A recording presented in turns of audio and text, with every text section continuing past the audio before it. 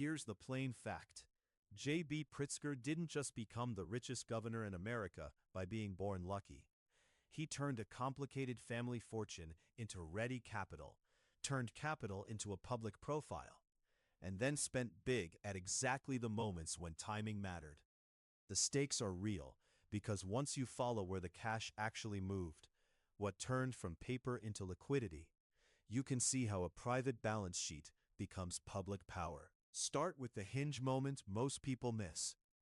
In 2002, after years of quiet tension, the Pritzker family agreed to split a roughly $15 billion empire among 11 heirs over about a decade.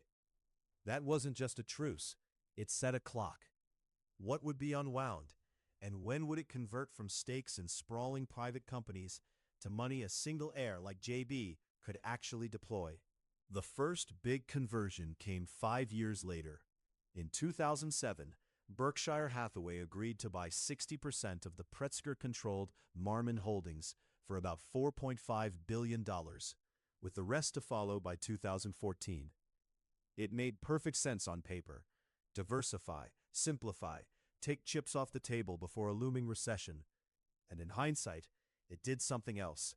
It turned a chunk of an opaque industrial empire into liquid assets and blue-chip stock. That created the firepower JB could use without having to sell the family's crown jewel. Which brings us to the crown jewel. In November 2009, Hyatt Hotels went public, raising about $1.09 billion. The family still held control through trusts, but a public listing meant a visible market price and a route to dividends or margin if they wanted it.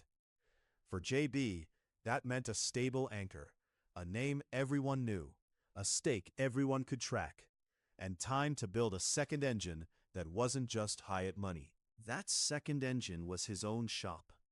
He started New World Ventures in the mid-1990s, folded it into the larger Pritzker Group, and began backing tech and growth companies long before Chicago's startup scene had a name for itself. The point wasn't to gamble.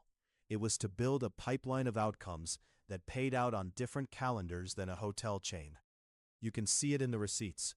When ExactTarget sold to Salesforce in 2013 for roughly $2.5 billion, and when CleverSafe was acquired by IBM in 2015 in a deal reported around $1.3 billion, those weren't just bragging rights.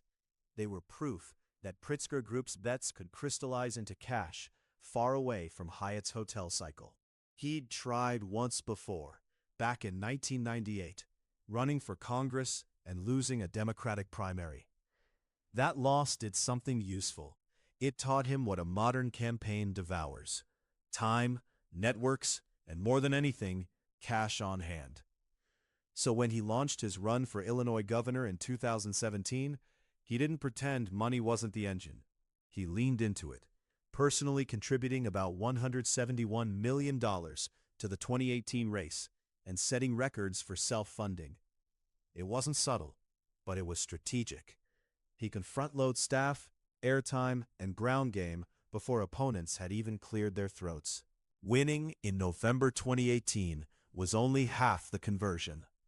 On Inauguration Week in January 2019, Pritzker took the structural step that makes or breaks credibility. He placed his assets into a blind trust and stepped off the boards and levers that could steer his holdings. It didn't erase his wealth. It insulated governance from day-to-day temptation and signaled to voters that the markets could move without his hand on the wheel. The wealth stayed real, but the steering wheel moved out of his reach. But predictability doesn't mean stasis.